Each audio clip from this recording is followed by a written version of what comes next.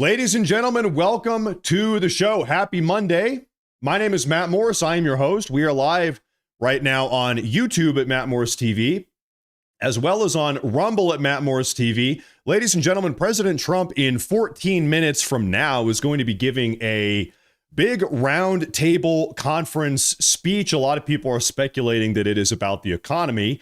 That is one of the hot button topics right now. And so we're going to be doing live broadcast coverage of Trump's roundtable event, which, like I said, starts in about 14 minutes. But before we do, ladies and gentlemen, I have some drama that I need to talk about today. Some drama that has been taking place here on this very YouTube channel. On Rumble, everything is good. Don't worry about that. But on YouTube, some very weird occurrences have been taking place, and I want to kind of let you guys know what has been going on. Ladies and gentlemen, over the last 3 weeks specifically, I'm sure you might have noticed that here on this channel, on this broadcast, we have been talking a lot about immigration issues, namely immigration issues taking place in Minnesota with various immigrant-based fraud rings. We've been talking a lot about that. In fact, in the last 3 weeks, I have uploaded 4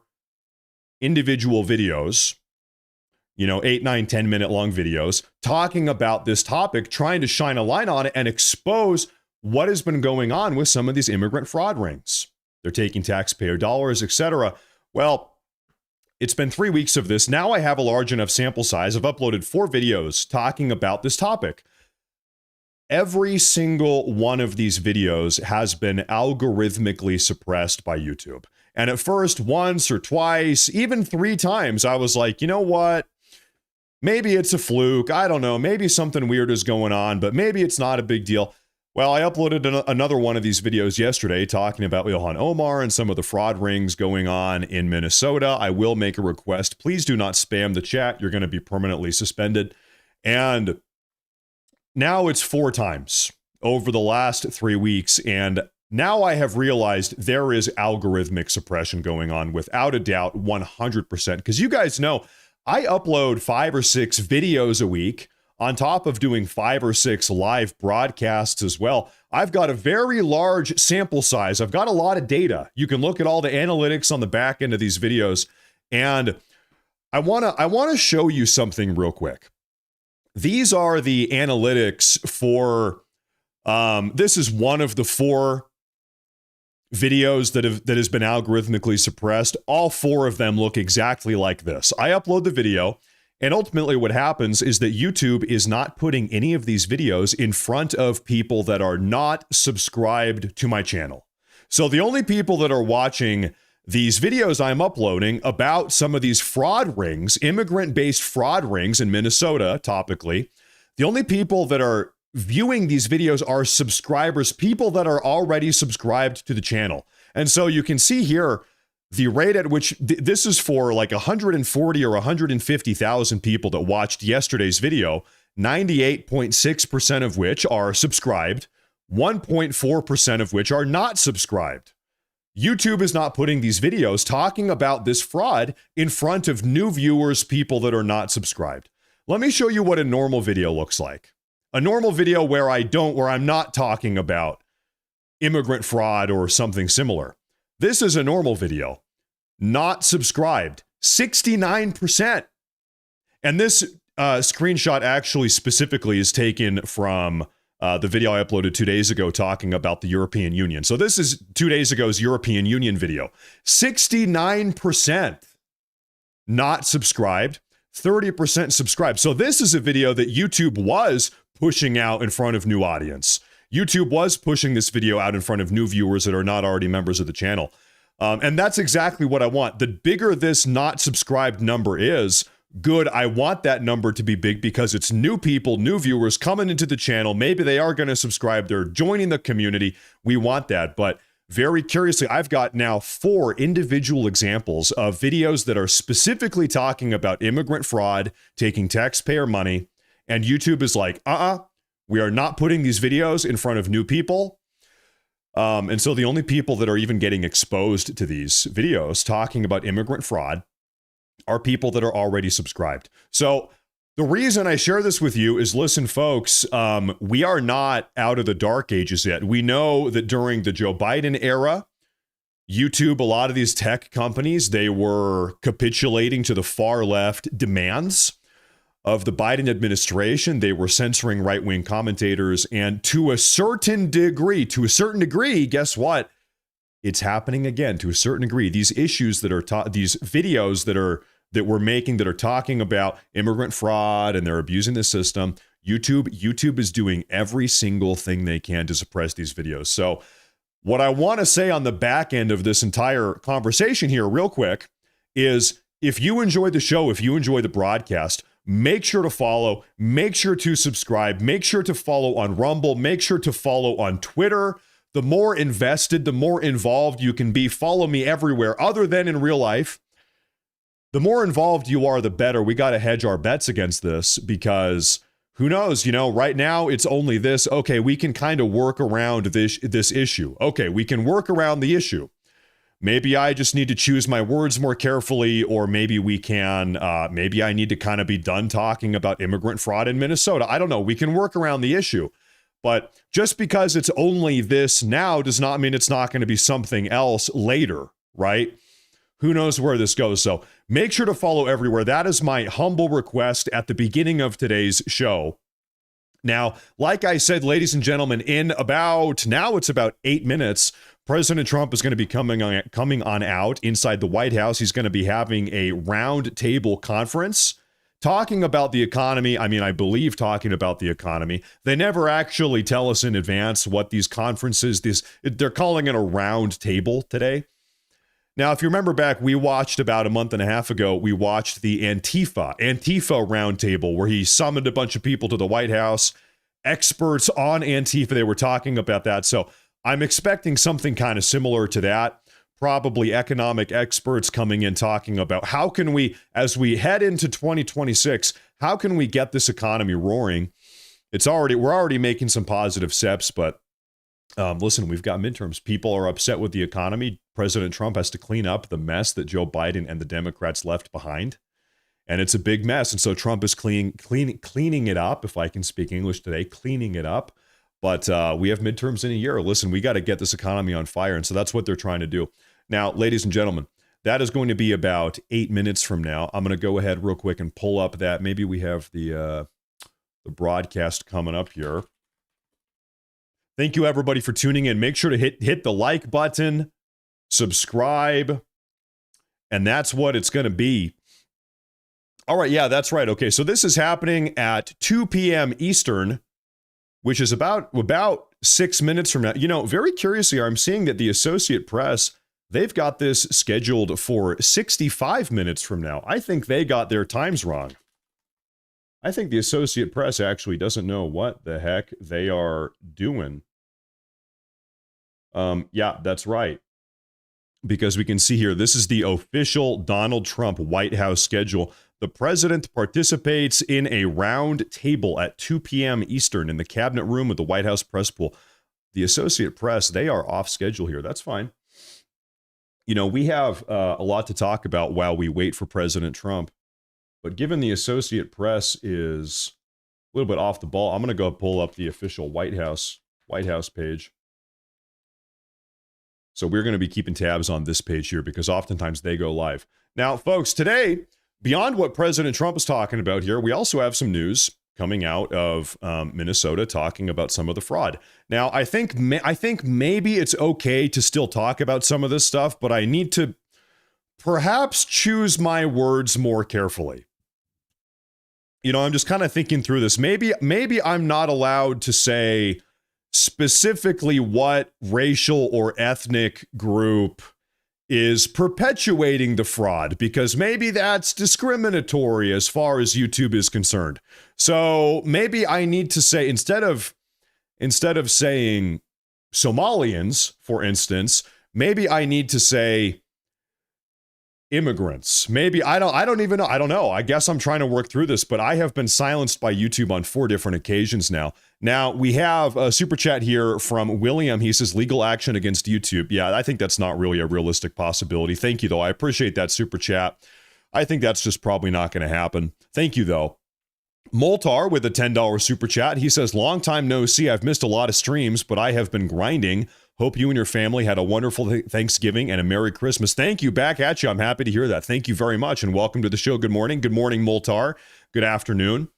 Back at you. Good to hear from you. Now, we have a statement from Congressman Brandon Gill this morning. Let's go ahead and talk about, because we do have new updates coming out of Minnesota. Let's start breaking all of this down. We do have a lot of updates as it pertains to all of this. The famous economist Milton Friedman famously remarked that you can't have both open borders and a welfare state. And for decades, the Democrats have been trying to have both. They've invited as many people as they possibly could from all over the globe into our communities, including tens of thousands of Somalians into Minnesota, and then opened up the welfare state to provide benefits with almost no anti-fraud provisions whatsoever. And this is the obvious result. We knew this would happen, and yet Democrats are pushing this for political gain. You know, I will tell you something here. I don't believe that the Democrats, the far left in this country, I don't believe that they are so incompetent that they genuinely thought that we could have open borders and a welfare state.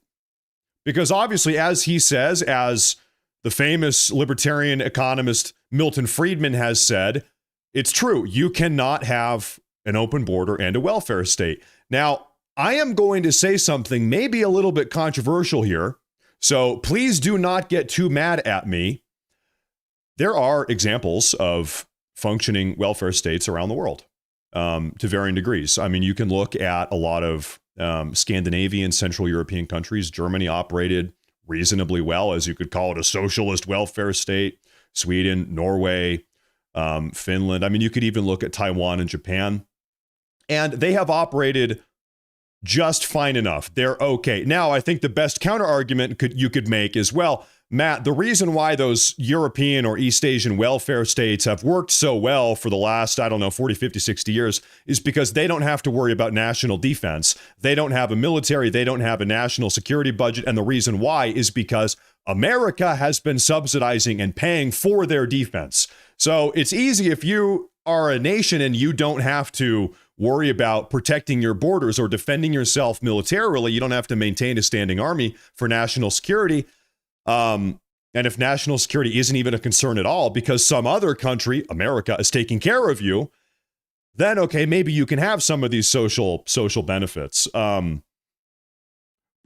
the larger point is that under no circumstance are you going to be able to have all of these social taxpayer-funded luxuries if everybody from the third world is flooding into your country. If you're taking in 10 billion people from Africa and the Middle East, there's no shot in hell that you're going to be able to have these programs. That's very obvious. In fact, we are right now seeing these European social countries. They are buckling, they're crumbling under the weight, under the stress and pressure of millions of immigrants coming from Africa and the Middle East predominantly.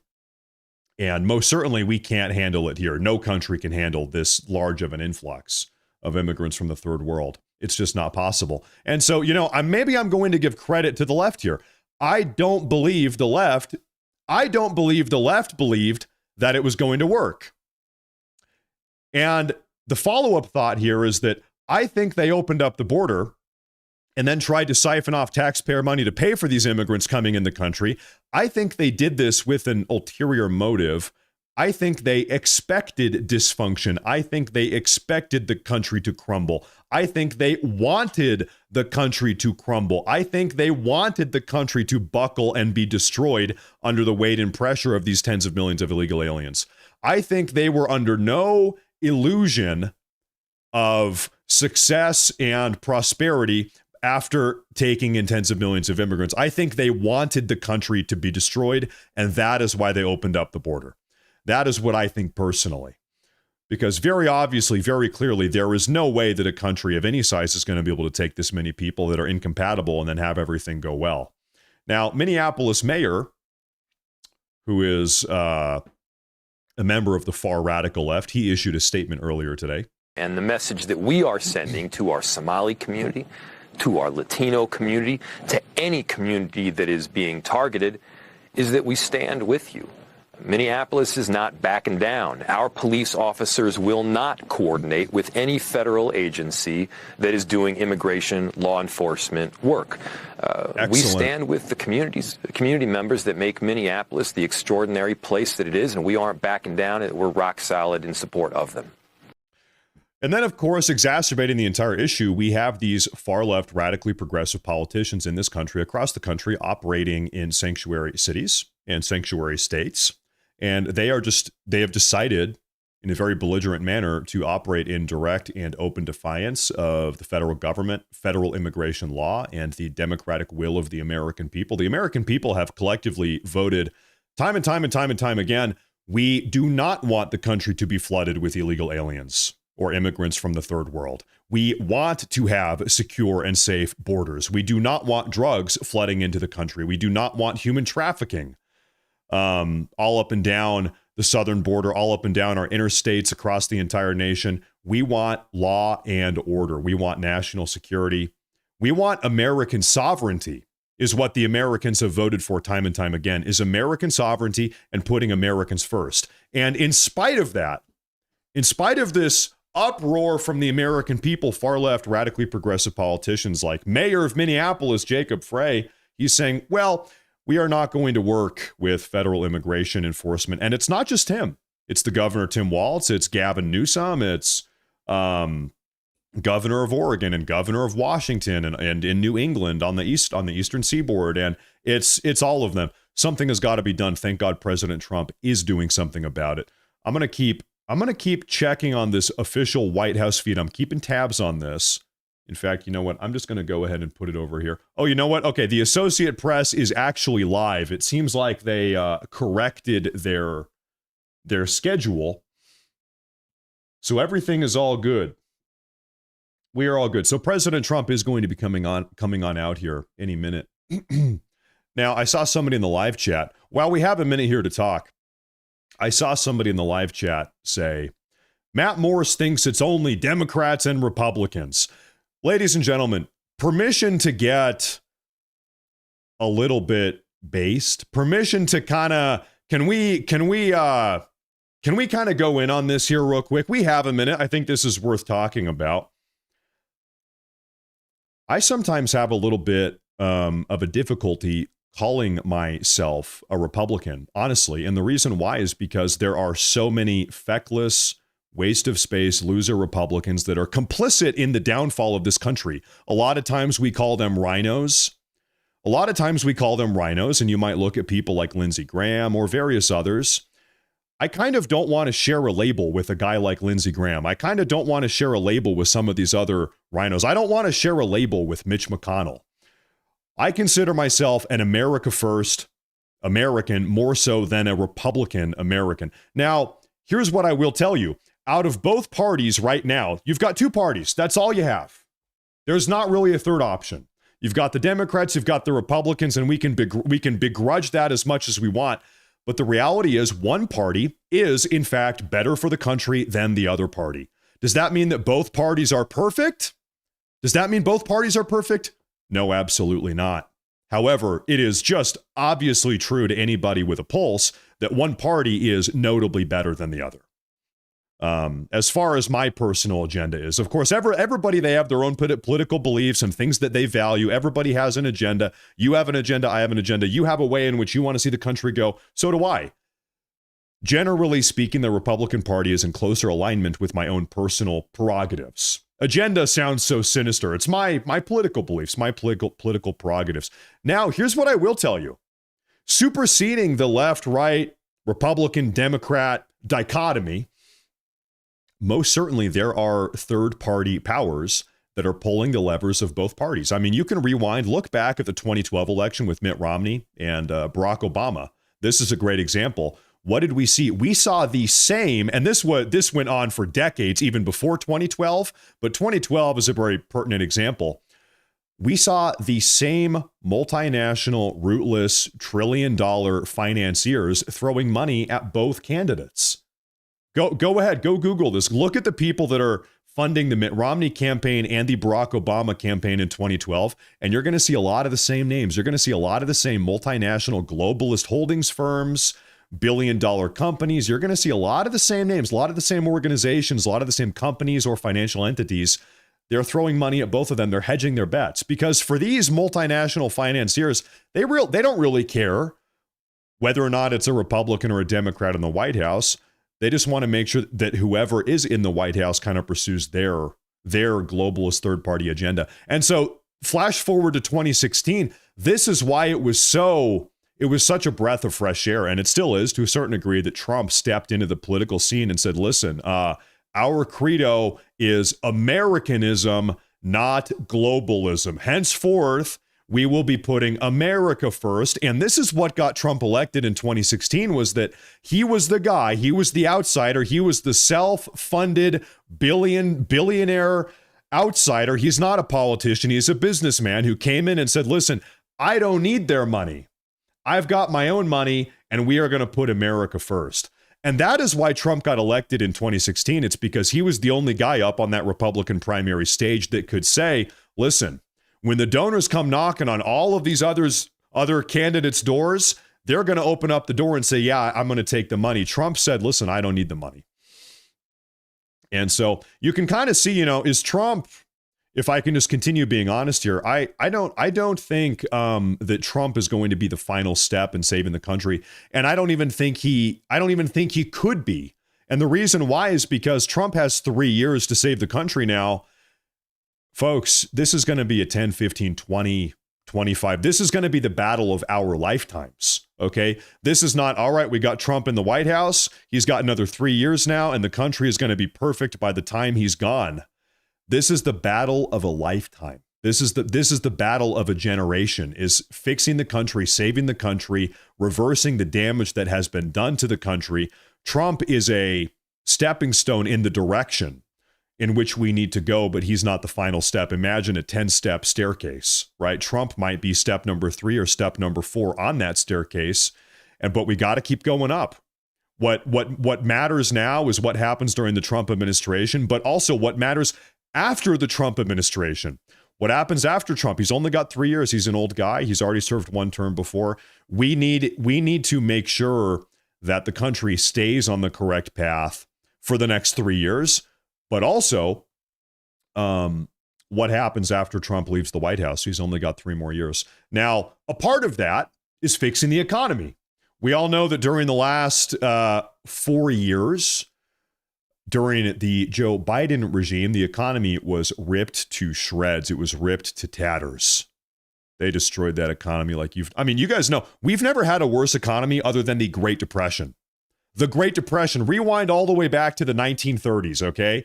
We have never had a worse economy than when Biden was in the White House. It was catastrophic. It was terrible. And every American has suffered as a consequence. So now Trump is retaken his seat behind the resolute desk in the Oval Office. There's a lot of work to do. And so today's, they're calling it a round table discussion. Trump has summoned some of the top economic advisors into the White House today, and they're going to be talking about how to rev up the economy and really get it on fire, stoke the flame to segue into 2026.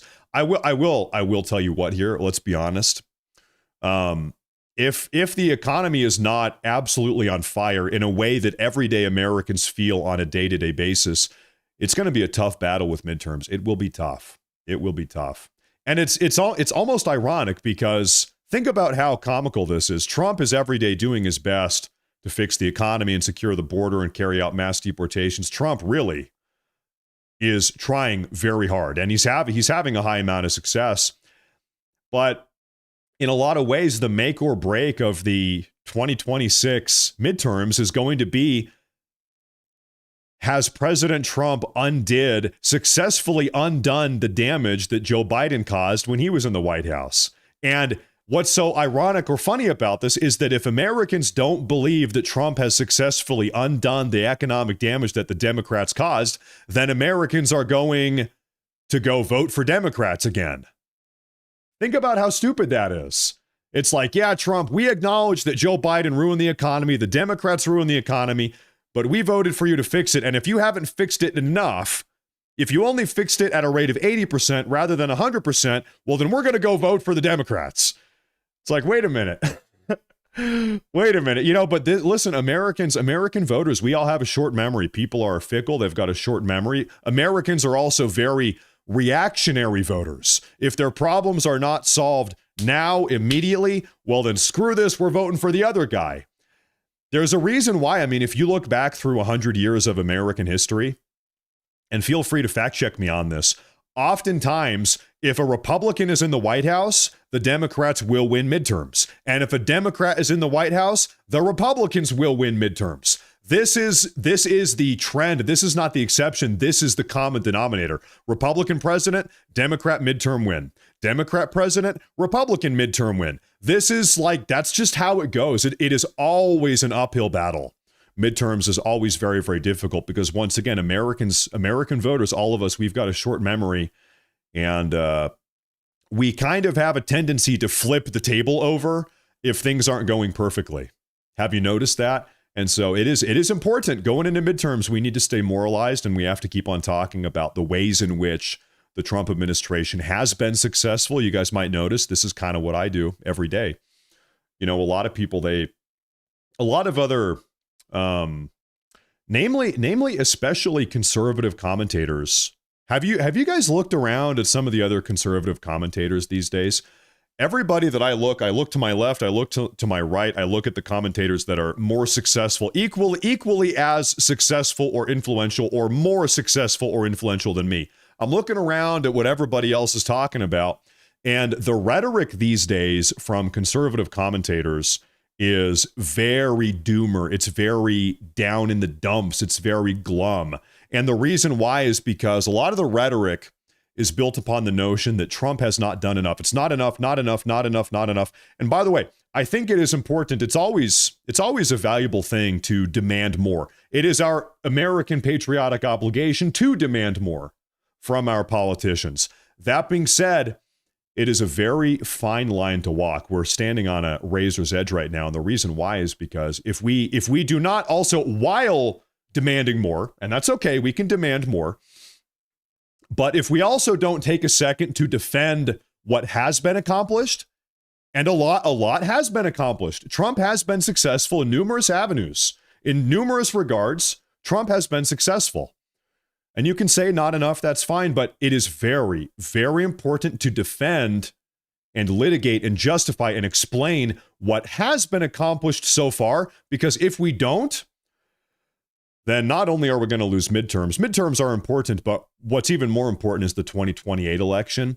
If we do not convince the American public, if we do not convince the American voters, the American electorate of the success of Trump's presidency, of the success of Trump's legacy, of the success, more importantly, of his policies, of the America First policies, then in all likelihood, we will lose the 2028 election. And then it's over. And then we are never getting any more America First policies ever again. And one of the most pertinent examples of this I can give is, let's kind of do a little bit of a projection here right now. By the way, folks, we are waiting for President Trump to come on out, so stand by. He's coming on out any minute now. This is an example I like to give here. We can all talk about how there's not been enough deportations. By the way, so far, by the end of 2025, we are set to have right around 2.3 million deportations in total. And so my personal approach here is, rather than every single day, 24/7 saying, it's not enough, it's not enough, it's not enough, this is my approach. I say, listen, guys, these are the deportations we have gotten, 2.3 million in 1 year. Here is how your life has gotten better. There's less traffic, there's less inflation, housing prices are coming down, automotive prices are coming down, basic necessities are becoming more affordable. And the reason why I say this, the reason why I justify and explain what we have got, is because I know that if we want more, we've got to sell it to the American people. So I say, listen, here are the deportations we have gotten. It might be only 10% of what we want, but here's why it's good, and here's why we want more. Here's why we all should want 100 times more, or 1,000 times more, or whatever. We got a little taste. We got a taste, and it tastes good. And this is why we want more. Because once again, if we if the America First policies themselves are not defended going into the 2028 election, then there's a good chance we will lose. And then there's a good chance following that we will have 4 or 8 years of a far left presidential administration. Now the year is 2037. 2037. We have just had 8 years of a far left presidential administration. What are the odds that in 2037 we will be able to mount some type of America First candidate and deport all of these people? In 8 years of a far left administration between 2029 and 2037, how many more illegal aliens are going to come in the country? Another 100 million? Could be 100 million. Could be 75 million. So if we are already having a difficult time deporting the 50 million we currently have, what are the odds that we can deport 150 million in 2037? It's game over. It's game over.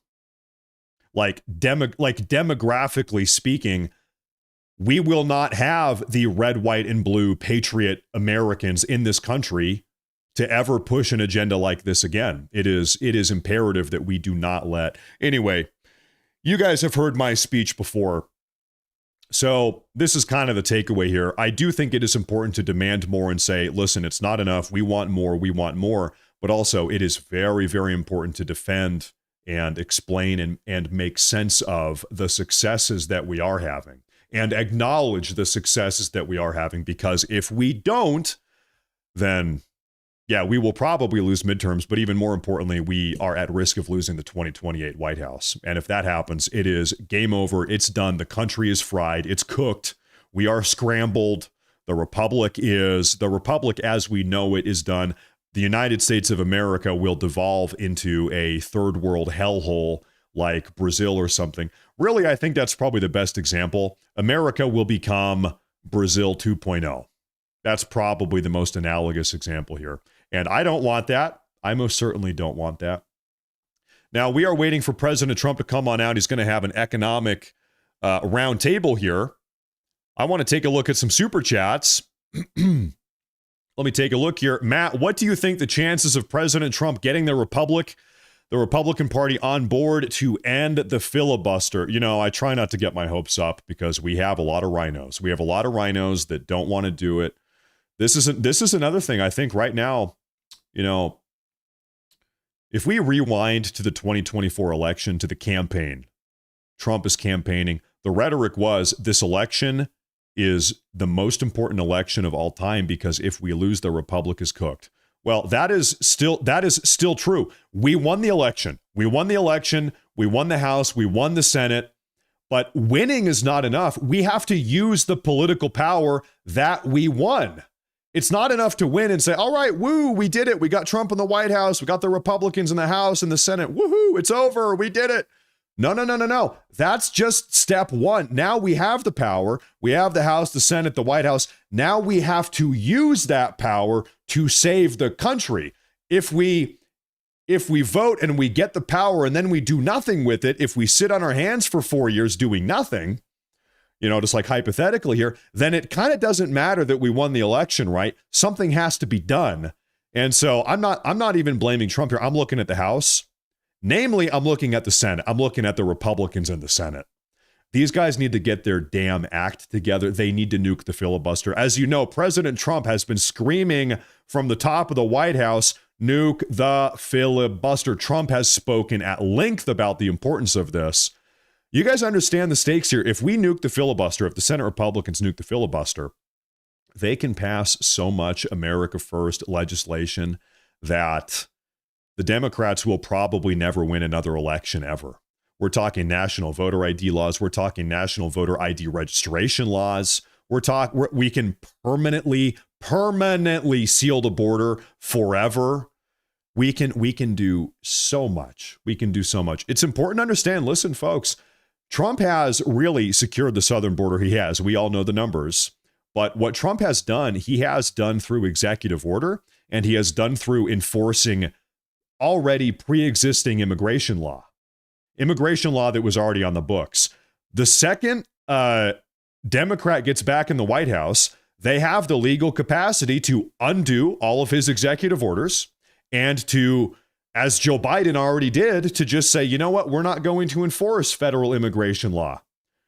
Let me ask you a question. How many new pieces of immigration law has President Trump passed in the last 11 months? The answer is 0. He hasn't needed to. All he's had to do is enforce laws we already had. Laws we already had during the Biden era that they just chose not to enforce. And you can bet your sweet behind that the second a Democrat is back in the White House, they're similarly going to stop enforcing the border security laws, the federal immigration legislation we have. They're going to open up the floodgates again, and they're going to undo every single one of President Trump's executive orders. This is why, back to your point about the filibuster, it is imperative the fate of the republic hangs in the balance. Nuke the filibuster, save the country. Nuke the filibuster, save the republic. Nuke the filibuster, save the republic. I need to make t-shirts. Nuke the filibuster, save the republic. Because really, that is what it is. The stakes are incredibly high. I need to make hats. Nuke the filibuster, save the republic. You know what? I should make nuke the filibuster t-shirts or something. We got to spread the message. Nuke the. Now, I'll tell you something here. There is a rumor that I have heard, and I don't even, this is not my preference. I don't really like the plan, but I've heard the rumor anyway, that the Senate Republicans are on board to nuke the filibuster if the Republicans win midterms. And the reason why is because the Senate Republicans are scared about the optics. They're scared about nuking the filibuster and then losing the midterms, that the voters are not going to respond to it in a positive way. And so there's a rumor going around, if the Republicans can keep the House and keep the Senate, then in 2027, I almost said 2017, in 2027, that they will be on board to nuke the filibuster. Me, I'm like, just do it. Just do it now. Do it now. Stop playing games. Stop messing around. You have the majority in the House and the Senate now. Don't risk it. Just do it now. Just do it now. But they are worried, I guess, about the optics and about the electorate reception. So there you have it. Now, we have a massive super chat from Keeper of Secrets. And he has to say, by the way, thank you very much. I was checking how long we've been live. Thank you very much. I appreciate that. He's always here pumping these super chats out. He says, Matt, God bless you and your family. I am giving each one of your family $100. This is number 4. Your kids buy yourselves a present from me to you and your family, Ricky Wally. Q. Well, you know what? Okay, well, I'll go buy him a little something and I'll say, this is from Ricky Wally. This is from Keeper of Secrets, aka Ricky Wally. Hey, thank you very much. I appreciate that. And also, Merry Christmas, Happy Holidays. We have all of our Christmas decorations set up in the house. And so I was actually considering taking a photo of how the house is beautiful. My wife did a great job with the Christmas decorations. Maybe I'll take a photo and post that on Twitter one of these days. Thank you very much. I hope you guys have your decorations set up also. You got to have the Christmas tree. Right now, we actually have 3. We have 3 Christmas trees set up in the house. Thank you very much. I appreciate that. I appreciate that a lot. That's very kind. It is the spirit of giving. Thank you very much. Yeah, no, listen, these Republican senators, they've got to nuke the filibuster.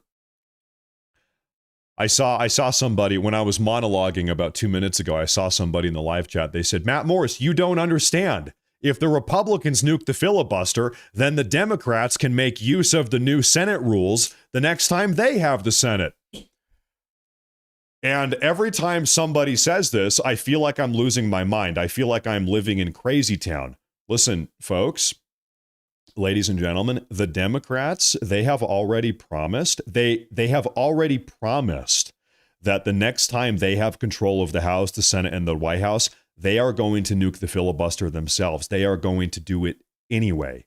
They have already sworn that they are going to do it. So regardless of what we do, regardless of what the Republicans do, insofar as the filibuster goes, the Democrats have already said they are going to do it regardless. And if you don't believe me, rewind back to February of 2022. What did the Senate Democrats try to do in February of 2022? Keep in mind, at this point, it's Joe Biden administration. They have the White House, they had the House of Representatives, and they had the Senate. Barely. They had 50 votes in the Senate. The Democrats did. But then also they had the vice presidential tiebreaker, Kamala Harris. So technically they had the Senate majority. The Senate Democrats in February of 2022, they already tried. They already tried to nuke the filibuster, and they came within 2 votes of doing so. It takes 50 votes in the Senate plus a vice presidential tiebreaker to nuke the vote, and they got 48. 48 votes. They had 2 Democrat senators defect and say, you know what, we're not going to do this. We can't do this. And thank God, God bless those 2 Democrat senators in 2022 that defected and said, we can't do this. It was Democrat Senator Sinema and Democrat Senator Manchin that said, we're not going to go along with this. Now, you want to know what happened to Democrat Senator Sinema and Democrat Senator Manchin after they defected and said, you know what, we're not going to do it? The DNC, the Democratic National Committee, like the Democrat Party, they kicked him out of the party. They primaried him out. They pushed him out of the party. They replaced them. They tried to replace both of them with new Democrat senators that were even more radically progressive. They successfully did so with one of them. Trump is talking right now. Trump is actually not. But he is soon. This is the official White House feed. Ladies and gentlemen, Trump is going to come on out here and talk about the economy here any minute now. So anyway, the point is, we know for a fact the Democrats are going to nuke the filibuster. We know for a fact they will. They have already tried. They came very close to doing so already in 2022. All of them have sworn up and down publicly that they are going to do it, regardless of what the Republicans do.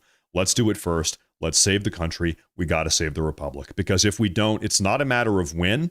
It's not a matter of if. It is a matter of when. It's only a matter of time. Could be 4 years, 5 years, 10 years. But at some point, we know for a fact the Democrats are going to do it. And if they do it, if they beat us to the punch, they will irreversibly destroy the country. The country will be cooked. It's over. It will be over if they do that first. We need to be a little bit preemptive here and do it first and save the republic. And so, by the way, this is why President Trump, he himself has been calling about this. He has been calling for this for a very long time. Now, we have a big super chat here from Alexander Carlson. He says, is it not fate itself that there has been not been a hurricane this year? You know, I'll tell you, I live up here in the Pacific Northwest. I'm very blessed. We really don't have any natural disasters like that. We get forest fires sometimes, but that's not a huge deal. Yeah, hurricanes. Yeah, hurricanes are bad. Yeah, God, you listen, praying for everybody that ever has to deal with a hurricane. If I was president, I would ban hurricanes. If I was president of the country, I would make it illegal for hurricanes to destroy the country. It would be illegal. I would deport every single hurricane. I would use the HAARP weather modifying technology to disperse the hurricanes. You know what I would do? If I was president of the country, I would send all the hurricanes to Mexico. I would reroute, I would divert all the hurricanes down to Mexico. That's what I would do. I see a comment from Matt F. He says, Matt is blindly MAGA, but a great anchor. You know, I'm really not. Can I tell you something? Listen, I find a lot of my ideological grounding, my political ideological grounding in paleoconservatism. I've read a lot of paleoconservative literature. You pull up the Wikipedia page. Probably my favorite politician who is currently living is a guy named Pat Buchanan. I'm a big Buchanan fan. In fact, he's actually responsible for bringing back the term America First. America First was originally the anti-World War II intervention lobby in the late 30s and early 40s. It was the America First lobby that was opposed to the United States getting involved in World War II. That's where the term America First comes from. Pat Buchanan in the 1990s, a famous paleoconservative, he kind of brought back the term as an anti-foreign interventionist stance. We don't want to get involved in the Middle East. We don't want to get involved in maintaining a global American empire. That was Pat Buchanan in the 1990s. I'm a big fan of his. Now, anyway, paleoconservative political philosophy is kind of where I ground myself. That's where a lot of my ideas come from. But beyond that, you know, this is my relationship with MAGA. This is my relationship with Trump. I am in support of Trump to the degree that he supports my personal political beliefs. Does that make sense? I think that's actually like the intelligent way, the competent way to navigate politics, to say, I am, as an individual, in support of this politician or that politician insofar as they are in support of my personal political beliefs. Now, it happens to be the case that President Trump has, I don't know, like a rate of 95% or 92% alignment with my personal political beliefs. At a minimum, much higher than any other politician in the country right now. Are we going? Hold up. Are we live? And so that is why I support Trump, because Trump is in closest alignment with my personal beliefs. Now, what is going on here? And we've done that in so many different The White House page is a little bit of a different late. field, but we're bringing prices way down. We inherited a total mess from the Biden administration, the highest inflation in the country's history, and very, very high prices, and prices are coming down, and they're very, very far down on energy. Energy's come. In fact, we hit a very important number, sacred number.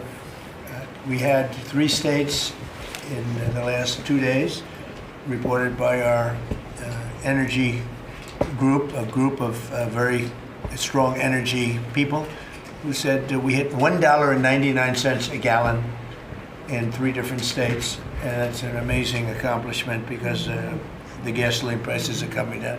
When gasoline comes down, everything, it's such a big category that when gasoline comes down, sort of everything sort of follows. But we inherited a mess. Affordability, but you can call it affordability or anything you want, but the Democrats caused the affordability problem, and we're the ones that are fixing it. So it's a very simple statement. They caused it, we're fixing it, and they have a tendency to just say this election's based on affordability, and nobody questions them, John. You know, nobody says, "Oh, well, what do you mean by that?" They just say the word. They never say anything else because they caused the problem, but we're fixing the problem. And we're pleased to be joined today by many of the wonderful members of the farming community, as well as the Secretary of Agriculture, Brooke Rollins. Brooke, thank you. Thank you, sir. Treasury Secretary Scott Bessent. Thank you very much, Scott. Senator John Boozman. Thank you, John. Good job. John Hoeven. Thank you, John. And Deb Fischer. Thank you very much. As well as Representative Austin Scott, who's been with us right from the beginning. Thank you, Austin. Good job. I'm delighted to announce this afternoon that the United States will be taking a small portion of the hundreds of billions of dollars we receive in tariffs. We are making a lot of money from countries that took advantage of us for years. They took advantage of us like nobody's ever seen. Our deficits are way down because of tariffs. I guess because of the election. Because without the election, you wouldn't have tariffs. You'd be sitting here losing your shirt. That is true. But we're taking in billions. We're really taking in trillions of dollars, if you think about it, Scott. Because the real numbers, you know, when you think of all the money being poured into the country for new auto plants and all of the other things, AI.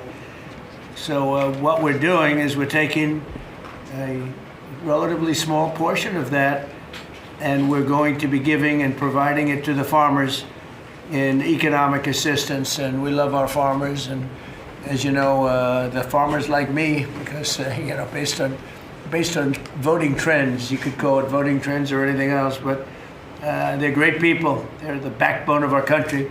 So we're going to use that money to provide $12 billion in economic assistance to American farmers. $12 billion is a lot of money, Meryl. What do you think? Peanuts for you, though, right? Peanuts. She's a farmer of rice. This relief will provide much-needed certainty to farmers as they get this year's harvest to market and look ahead to next year's crops, and it'll help them continue their efforts to lower food prices for American families. And again, we inherited something that we inherited the worst inflation in the history of our country, and we're taking care of it. Farmers are an indispensable national asset, part of the backbone of America. I've always felt it so strongly. They're so important. Unfortunately, under sleepy Joe Biden, he's a sleepy guy, our farmers were crushed by the worst inflation in modern history and crippling restrictions on energy, water, and countless other necessities for farmers. And what they did to the farmer in terms of putting the brakes on was just absolutely unacceptable. In my first term, we had an agricultural trade surplus by a lot. We had a big surplus, meaning we were exporting American agricultural products all over the world, making a net profit, and in many cases, a very substantial profit. He came in and ruined it. Biden turned that surplus into a gaping agricultural deficit that continues to this day, but we're knocking it down. It's starting to go very good. In fact, China, as you know, is buying a tremendous amount of soybeans. And the number, I spoke with President Xi recently, very recently, and I think he's going to do even more than he promised to do. So I think the relationship is a very good one. I think he's going to do more than he promised to do. And what he promised to do is a lot. So we're very happy with that. In the last year, Biden bankruptcies rose by 55%, having to do with farms. So farm bankruptcies under Joe Biden went up 55%. That's not good. Yeah. But now we're once again in a position where a president is able to put farmers first. But unfortunately, I'm the only president that does that. On day one, I terminated the Green New Scam. Energy prices are down. Gasoline prices are down. We've slashed record numbers of crippling regulations, and we're working on huge trade deals, already securing $60 billion in agricultural purchase commitments. And, you know, Biden made none. He didn't make any trade deals having to do with the farmers or any of it. It's crazy. China committed. He was the worst president in the history of our country, by the way, in case anybody has any questions. China committed to over $40 billion of soybean purchases, and that's a commitment. And I asked President Xi if he could even up it. And I think he'll do that. I mean, not a commitment. 40 billion is a commitment, but the soybean farmers are quite happy. Since my successful meeting in South Korea with President Xi, purchases have been made and soybeans are being exported out of the United States to China as we speak. And I say that our soybeans, I told this to President Xi, our soybeans are more nutritious than competitors. Somebody said, is that a Trump statement or is that real? In fact, you know who asked me that question? President Xi asked me that question. He said, really, I had never heard of it. And he was a food purchaser for a long time. But that's what I hear. And Japan agreed to $8 billion in purchases of corn, soybeans, ethanol, fertilizer, aviation, biofuel, and rice. You know, Japan never bought rice from anybody else. It's like a very important thing to them. And they agreed to buy rice, okay? Absolutely. So I also proudly signed into law the largest tax cuts in history, and the one big, beautiful bill, the monumental tax relief bill that is benefiting very, very strongly, benefiting the American farmer. And I think also for farmers, we have, as you know, and we got this, the estate tax, or the death tax, as they call it, on farmers, on small businesses. You don't have to pay it anymore.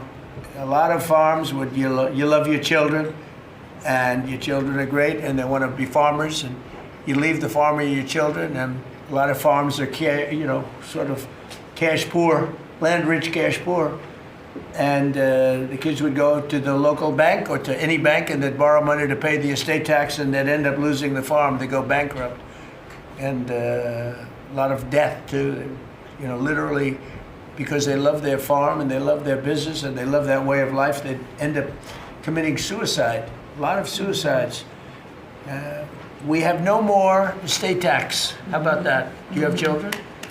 I do. Well, let them know. Now, if you love your children, then it's good. If you don't love your children, you don't have to leave them anything. It doesn't matter what I just said. They're still young. I still love them. I have a feeling you love them. I still love them. I have a feeling you love your children. But the estate tax is a very big thing, so you don't have estate tax.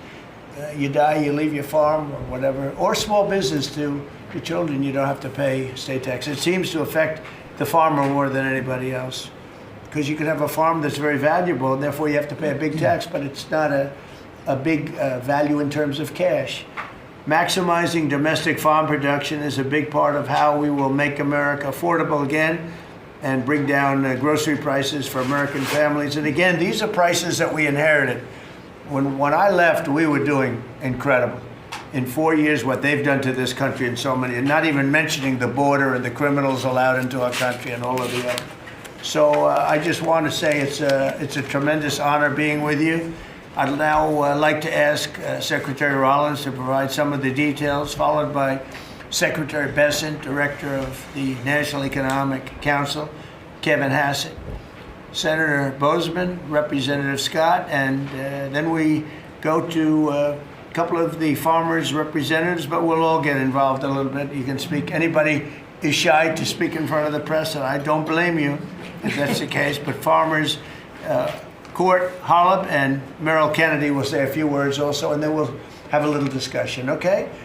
Madam Secretary. All right. Thank you to the greatest boss in the world for a long time now. It's just an honor to be here. I'm going to keep my comments very short because I really want to make sure that you and the world gets to hear from our farmers. So a couple of quick points. Number one, this country and our farm economy is facing a crisis that we inherited that most of these farmers have not seen in their lifetime. Profitability is down. It's just one crisis after another. When we came into office, or when you did, and you were sworn in on January the 20th, as you mentioned, not one new trade deal had been struck in 4 years. The cost of inputs for our farmers, fertilizer up 36%, manual labor up 47%, interest rates up 73%. When you combine the cost of inputs for our farmers married to no new trade deals, and then you're facing an administration whose priorities were DEI, climate change, putting the farmer aside. I mean, it was an absolute war on agriculture and on our rural communities. That all changed on January 20th. So as, sir, we are working, and you have been just so resolute. I mean, these are our people. Rural America is the fabric of our country. This is the way of life that preserves the American dream for the next 250 years as we celebrate the first 250 years. So we began to go to work immediately. What these elected officials sitting across from us did with the One Big Beautiful Bill, with a lot of help and direction from you, was the largest investment in rural America in any of our lifetimes. We will begin to see that effectuated next year in 2026. As we have fought to bring input costs down, you have talked about, and even this weekend did an executive order, signed one, on looking into the reason that so much of these costs have been driven up over and over. Equipment, again, fertilizer, seed, et cetera, we have to make sure we understand why that is. And then the continuing of the additional trade deals across the world. And no longer will America be held and beholden to the regime of other countries' tariff infrastructure. Instead, we are moving our products out across the world. Having said that, and we have been listening to the farmers for the last 10 months, 11 months, sir, that the bridge that is needed to get from the last administration and what basically happened under the last president and the last U.S. Department of Agriculture to this new golden age for farmers, where instead of farming for government checks, they can farm to feed their family and sell their products and pass it on to the next generation, that this bridge is absolutely necessary based on where we are right now. So as the president said, we are very pleased to announce that today we are going to be effectuating an $11 billion bridge payment to our farmers. The money will move by February 28th of 2026, but by the end of this month, so just in the next couple of weeks, every farmer that is able to apply for it will know exactly what that number looks like. So as you are going to your lender, as you are working to ensure and understanding what you can plant for next year, you will have that number in hand. And we will continue to talk to our farmers, continue to understand exactly what this looks like and what is necessary. The final thing I'll say is 12 billion. Well, we're holding $1 billion back. So today we are announcing $11 billion. We are holding $1 billion back just to ensure that we are covering. So today's announcement covers all of our row crops, but some specialty crops and others that we are still working with to best understand where they are in the farm economy and ensure that we're making every forward-moving position that we need to. And then finally, as we move to this new golden age for agriculture and for rural America, as we continue to fight for these farmers and ranchers, their way of life, and those that are represented here represent hundreds of thousands of farmers across this country. Just know that this president, I have never been around anyone who every time we talk, he asks, how are my farmers? Every single time. So we will never stop fighting. We will make sure that we're doing everything we can to ensure the next 250 years is just as bright, if not brighter, than the last. So thank you, sir. Brooke. Thank you. And this money would not be possible without tariffs. The tariffs are taking in, hundreds of billions of dollars, and we're giving some up to the farmers because they were mistreated by other countries for, I don't know, maybe right reasons, maybe wrong reasons. They weren't. They were trying to show us something, and it's really worked out really well.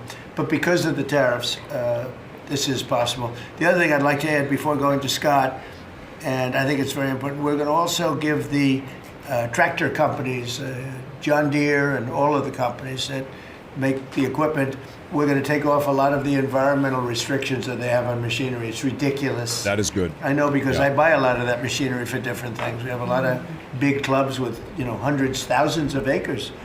And I buy a lot of stuff, and you buy it, it's got so much equipment on it for the environmental, it doesn't do anything, except it makes the equipment much more expensive and much more complicated to work. And it's not as good as the old days. And we're going to take a lot of that nonsense off of the equipment, which is going to reduce, and we're going to do it, and we're going to say you're going to reduce the prices. We're not going to do it and they're not going to reduce. They're going to have to reduce their prices because farming equipment has gotten too expensive. And a lot of the reason is because they put these environmental excesses on the equipment, which don't do a damn thing except make it complicated, make it impractical. And you really have to be, in many cases, you need about 185 IQ to turn on a lawnmower now. So we're going to take that off, that crap off that they put on Biden mostly. And we're going to take that off. So that's going to make that'll bring down the equipment prices a lot. Real quick, folks. And we're going to do that immediately. You're going to work with Lee Zeldin, who's not here. He's doing a fantastic job. And Lee is going to work that out. And that would be most of it. It's crazy. The machines, they're always under repair because they're so complicated that you can't fix them. The old days you used to fix it yourself. Now you can't do that. You have to be a PhD from, let's say, MIT. Okay, so we're going to get that done. Scott, please. Reminder to like and subscribe. Thank you to the farmers if you would be so kind. Today. And I will tell all of you here that when either in person or when we are on a call with President Xi, the first thing the president asking for is more soybean purchases. That's right.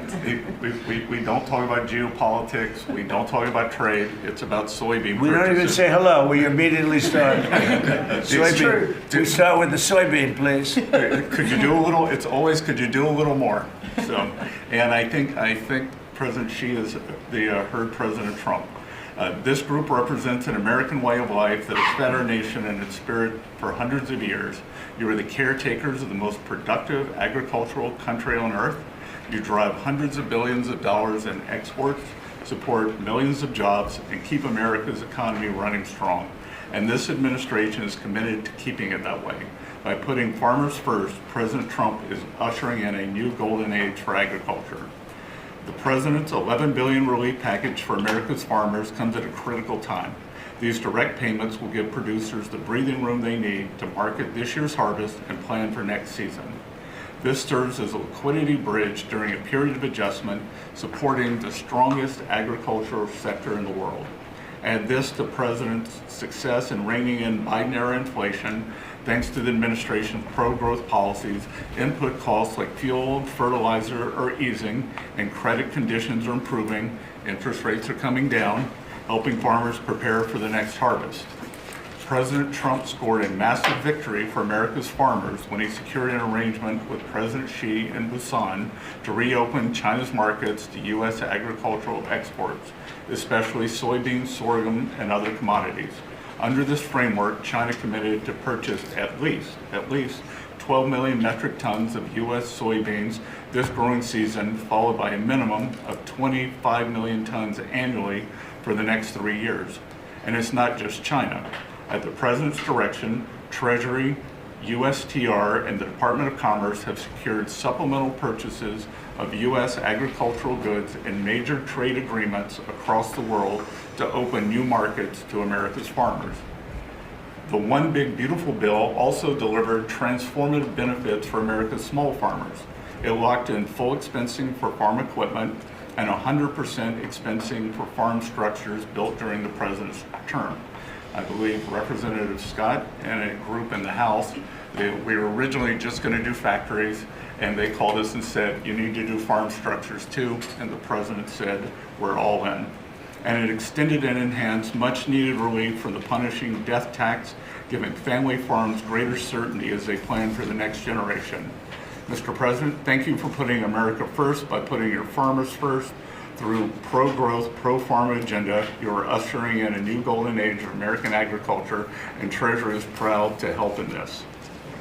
Thank you, Scott. You know what we'll do? We're going to go a little faster because the last meeting we had was 3 hours. We're the most transparent group, so if we can go faster, it'll be great. And then we'll take some questions from He's the got to fake go news. pee. Is that okay? Kevin, go real fast, Kevin. Yeah, I could go really fast, sir. Yeah. Sir, the farm economy, you always ask me to just get a few numbers to put it in perspective. And as I've looked through the incredible performance of these people that work so hard and are such important people for keeping communities alive, the thing that struck me the most, because you and I were here in the White House during COVID, is that during those terrible COVID times, farm production didn't go down. Like these farmers, they went to work every day and they produced so much. But then Joe Biden came in, so we had COVID, and farm production didn't go down. And then Joe Biden came in, and he really wrecked the farm economy. And so during Biden's term, 150,000 farms closed, sir. 150,000 farms closed after we went through COVID, and we didn't have a problem. Now, why did we do it? Why were we able to do that? I'm going fast. The first is that, do you know that expenses for farms fell 5% while we were here because of all the things that we did, expensing and everything else? But under Joe Biden, they went up 13% because of all the regulations, energy, everything else. But the thing that really jumped out at me the most is because you had high growth and low inflation. Interest expense for the farm economy fell $120 million per year while you were there in the White House. But under Joe Biden, it increased by $8 billion per year. And so you wonder why it is that we need this $11 billion, maybe $12 billion to build a bridge loan to America's farmers. It's because we know how to fix it, but there really was a hole that was dug in the previous administration. Thank you. Hope it's fast enough. Good. That was quick. That's good. Appreciate it. Senator, please. Yes, sir. No, thank you so much. Thank you for convening us this great announcement and all your hard work for farmers. I think I was reading the clips, I think yesterday you talked about, Mr. Secretary, about farmers needing certainty, and which is so true. This bridge note is one of those things that provides certainty. I also, as I was reading that, thought to This myself, guy's got some the big one ears. thing that farmers can be certain of is the fact that you've got their back, and you prove that through the He years. can hear everything. In the last administration and now this. I was giving a presentation to the Senate a while back, and I was talking about us having the cheapest, safest food supply of any place in the world. It's not just about the farmers in rural America. And so Marco Rubio was sitting by me prior to coming over here and becoming the great Secretary of State. But he punched me and said, "John, always remind him," he was head of the Committee on Intelligence. He punched me, he said, "Always remind them, food security is national security." So this is important for so many different reasons. And again, I appreciate you for recognizing that, not only now, but when you were campaigning in your first election, how you treated the farmers in your first administration, and now stepping up. So we look forward to helping you. If we need some additional help, looking to Congress, whatever, we'll be there for you. So We're taking in so much money with the tariffs now that it's such a pleasure. Without it, we wouldn't be able to help you. It's a lot of money. We're making a country, we're the richest country in the world now. And, we have a big decision. Hopefully we're going to get the right decision. It's such a big thing in the Supreme Court right now. We have lot of bad people opposed to us, people that hate our country. Other countries are involved, some real sleazebags that I know, political sleazebags. And they're trying to take that away from us. And we have other methods, but they're not as powerful. They're not as quick. Some of the wars that I solved wouldn't have been solved using those methods. So it's a very important thing, the tariff. The decision of the Supreme Court's a very important thing. And Scott, we can do it other ways, but it's slow and it's cumbersome, and it doesn't have the power. It doesn't have the national security power that we have. So I hope we're going to be successful. That's all I can tell you. Austin, please. Thank you, John. Well, first of all, President, thank you for the selection of Brooke Rollins as Secretary of Agriculture. That was a big first step. You want to keep her? Absolutely. Can I Absolutely. butt in and second that? She's not only her, but her staff does a tremendous job. I agree. And remember eggs? Remember we came in and Absolutely. the people in the media, I'm going to be nice, people in the media were 3 days into offices here, right? They're saying egg prices are up like 90% more than that. And I said, I just got here. I didn't know about it. I just anyway. She got those prices down to below what they were before. She's doing a great job. Now beef is starting to come down, and some other things are starting to come down. Again, we inherited these problems, but we're getting them down. Go ahead, please. She's a fact-based decision maker, and the egg issue is where I learned about her. She said, we're not going to use a vaccine that doesn't work. We're going to develop a vaccine that does. Right. And that is 100% what it takes. And so we have to make decisions based on facts. And President Trump, the trade issues, I want to thank you for exposing what other countries are doing to us. Yep. I want to mention one specifically for the benefit of Kevin and Scott. I hope they're paying attention to it, but the European Union deforestation regulation, where they are imposing on our landowners rules that were established for Brazil, and now they're telling the American farmer what they can and can't do on their own land through this European Union deforestation regulation. What does that tell? Explain that.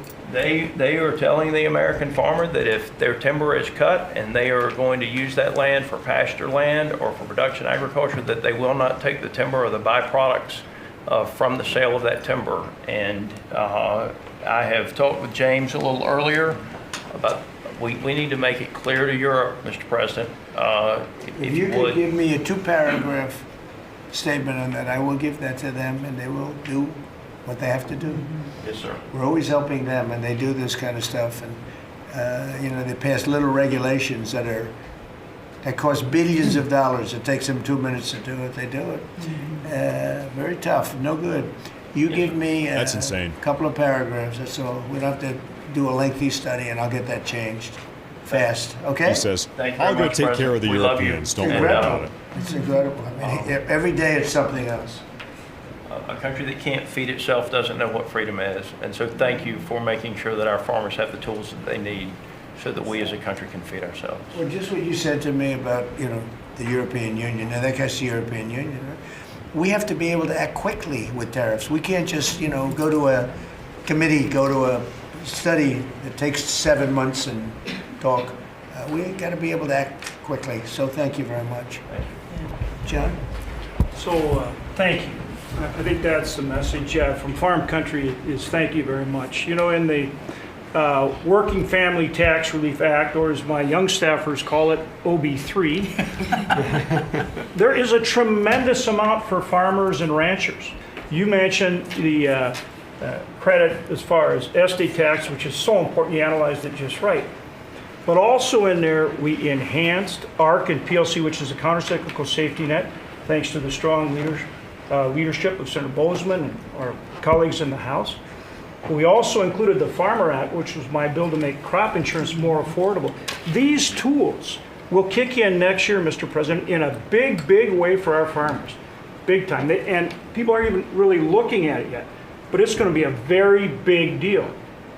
So today is all about bridging to get there. And I want to thank Secretary Bassett and Jamison Greer. They're tremendous. And they're negotiating hard out there for farmers and ranchers. And I know it's because you're setting the tone. But this is that bridge. And so we need to come back to Secretary Rollins. Thank you. Your leadership on this was vital.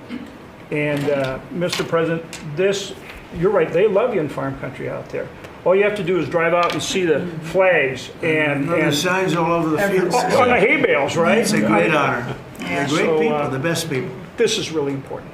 Really important for our farmers and ranchers. Thank you very much. Hey, you're doing a great job too, John. Thank you. And whatever we need, we get through the Senate, we get through the House, we'll get it done. I think we'll start maybe with Court Hollop, and you come from a place that I'm very happy with. I hail from the great state of Iowa. I'm surrounded here by some of the greatest farmers in the area and from across the country. Anything from rice farmers, we've got all sorts of cotton farmers, everything. Everything is here represented so well. And first off, from me, I want to say thank you for this bridge payment. It's Christmas early for farmers. And just to kind of have an icebreaker here for the story, I've got a 2-year-old little boy at home. 2-year-old little boy and a 4-month-old little girl. And the other day I was reading my little boy a story at night, putting him to bed, and he said, "Daddy, I don't want Santa Claus to come to our house for Christmas. I want President Trump." and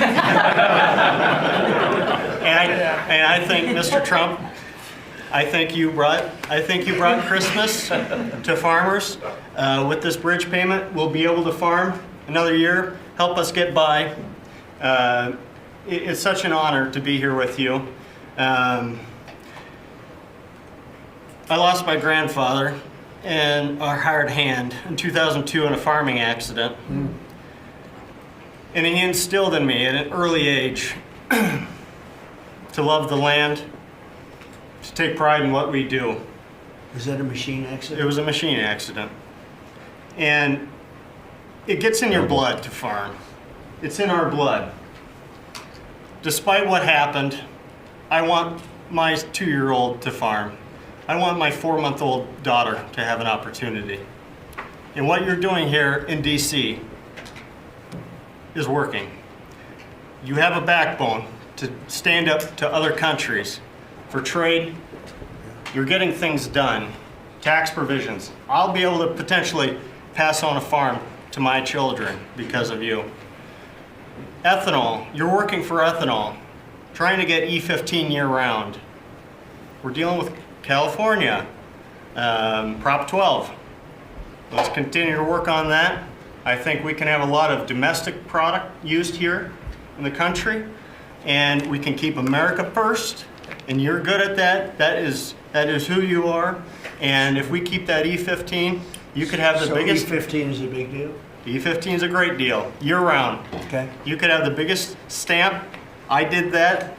Trump did that, and we would thank you. Farmers would love you more than anything if we could continue that. Continue to use domestic product, use the byproducts, and even be able to export to other countries. And so what you've done here, and just having us here in the White House with you, sitting beside the Secretary and all these other great individuals here, what a true honor. And I will take pride in this meeting, and I will take this home for many generations to come. And because of what you're doing, hopefully them generations can stay on the whole land farm. Well, we're going to bring you into the Oval Office when we're finished, okay? The farmers, nobody else, just the farmers. And we'll take some pictures. Our representatives also. Okay? We have to let them, because they're doing a great job, John and Austin. We appreciate it. You're doing a great job. Meryl, go ahead, please. Tell us about rice. Rice. Well, thank you, first of all, for inviting me here. And my friend, the secretary, you have an incredible lady right here. I used to work on a rice farm for a little while. Along with being ago. a mother of 3 and a wife, I run my family's agribusiness, Kennedy Rice Mill, in a little town called Marouge, Louisiana, about 1,000 people in the northern part of the state. We employ around 150 people taking rice from the field to a finished product, supplying some of the largest food companies that many of you would know here domestically, but also abroad. And my sisters and I, because there is 4 of us, right? I'm the youngest of 4 daughters, started our own rice brand a few years ago to just tell the story of American agriculture that hadn't really been told before. But I wish I was here under better terms. I'll tell you, I think the rice industry thanks you sincerely for what you have done for the California rice market into Japan. It has been monumental for our industry. But us in the South are really struggling. I mean, this is not just a crisis. I would say it's almost a market dynamics that really are true anti-competitive nature, right? So it follows what you sent out this weekend. And we do believe that countries are dumping rice into this country today. We've never seen imports this great. Which countries? India, Thailand, even China into Puerto Rico. Puerto Rico used to be one of the largest markets for U.S. rice. We haven't shipped rice into Puerto Rico in years. So this has been happening for years. This didn't start during your administration, but unfortunately, we're seeing it in a much bigger way now. The tariffs are working, but we need to double down because You want more? I mean, they're cheating, right? They're they're just Could I ask- subsidizing and then Scott, and then India. they- Tell me about India. Why is India? What about India? They have to pay tariffs. Do they have an exemption on rice? No, sir, we're still working on their trade deal, so we'll. Yeah, but they should be dumping. I mean, I heard that from others. You can't do that. There's a WTO case against India Give me right the now. give me the countries if you could. Go ahead. India. Who else? So Mark it India, down. Which is good. Yes, sir. India, Thailand, China into Puerto Rico, not into the continental U.S., but into Puerto Rico. Those are the main culprits. So Puerto Rico used to do a lot of business, and now you're 100% Puerto Rico was U.S. based, all right. and So now easy to it's. settle. Okay. But there's others too, and I can get you a full This is list. economic Give me a warfare. Of course I can. all right. So. Not Go good. ahead. So truly, this is a national security issue. I think Yes. you put it just perfectly. She's right. Yes. And so I want for all of us in the room to know that rice is more than just a commodity. It's a currency in many of these And countries. you love rice, right? I love rice. Yes, I'm going to get you to love rice too. The next time you're not going to have a button for a Coke, you're going to have a button for a rice. Get a little bit of rice. But The farmers love what they do. yeah, It's true. Well, our farmers can feed this nation and many nations abroad, but we need fair trade, not free trade. And so we appreciate what you've done today. We appreciate what you did in the big, beautiful Yep. bill. I mean, my word. Smart woman. You really Smart changed woman. reference prices. And, we're hopeful that we can even move that further. I know that rice prices right now are the lowest they've been in over 40 years. So we're going to struggle. We're going to max out on our payments probably. So that's something that I know those in Congress can potentially help us with to change. But again, we appreciate everything you're doing. That's solved so quickly with tariffs to these countries that are illegally shipping. It's solved. Your problem is solved in one day. That's why we have to win the Supreme Court case. In one day, that problem's solved. It's so unfair. They go out of business. They put everyone out of business. That's what they did to our car industry. We lost more than 50% of our car industry because of that. We lost our chip industry. Went to Taiwan because of that. If you had a president that said, no, you can't do that, it's 100% or 200% tariff on chips if you make them outside of the United, we would have never lost our chip industry. But we're going to have 40 or 50% of it back very shortly because they're all coming in now from Taiwan. They're building chip companies. But it's the same thing with rice. Thank you, darling, very much. Thank Really you. nice. Thank you, darling. It'll be good. We'll Thank you. get it solved very quickly. We just need the countries. We just give us the names of the countries. Yeah. Tariffs They again. own It the solves largest the problem in 2 minutes. Yeah, they've bought the largest brands at retail too, right? So they have an incentive to subsidize their products so that they can keep it on the Yeah, shelf. who did that? The Indians own the two largest brands. The We'll Indians. take care of it. It's Thank it's so easy. We're going to take care of the So, Indians. do you have any questions? Yes, President Trump. How are How you? about keeping it on farming? Well, your team answered all of my questions on Votes. farming, but I do. Do you have a farm Mr. question? President, in the interest of affordability with this aid package, I assume that that's something you want consumers to see before midterms next year. How quickly will that affect prices at the grocery store? Well, I think the prices are going to be going down already. I mean, the prices are way down. We brought prices way down from what it was. We inherited high prices. We inherited the biggest inflation in the history of our country. That means prices going up. And we brought it down very substantially. Now inflation is essentially gone. We have it normalized, and it'll go down even a little bit further. You don't want it to be deflation either. You have to be careful. but we brought it way down. We had inflation that was the highest in the history of our country. They say 48 years, but I say the history. 48 years is pretty bad too, right? So we're solving those problems. President Trump, We're bringing them way down, yeah. Would you consider MAHA incentives for farmers that go by MAHA guidelines? Well, a lot of the farmers like those MAHA guidelines, yeah. So, I mean, they do. We like MAHA. How do you feel about Yeah, that? let me answer that. So this is another reason, I didn't mention it, but this is another reason I think that what we're moving into is a golden age for agriculture. As Secretary Kennedy and I, and across our cabinet with the president's leadership, focusing on making America healthy again, the undergirding foundational effort in that is our agriculture industry. It is our farmers and our ranchers. So as the new dietary guidelines come out in early January, where USDA alone spends $400 million a day on nutrition programs, that's a whole other SNAP, fraud, et cetera. But when you think about what a market mover that is, as we begin to move the market toward more locally produced, American-made, healthier products closer to the schools, the hospitals, et cetera, you again begin to open up so much of the market for the great products produced by these farmers instead of ultra-processed foods out of a box. So there's a lot that's going to be coming on that as well. I'm really excited. I have a question. It's not related to farming, but if you'll entertain, I'm Kara from Lindell TV, Kara Kashnova, and I'm not fake news, just so you know. And everybody's talking about the pipe bomber over the weekend, the suspect that was taken into custody. I reported on Biden's kangaroo court for 4 years, and this is an important question to me. Everyone knows that J6 was a Fed's direction to set you and your supporters up. So my question is, what's your gut instinct about the new pipe bomber suspect taken into custody? Does your instinct tell you that he acted alone? And also, Mr. President, how do you feel about the lead prosecutor on the pipe bomber case?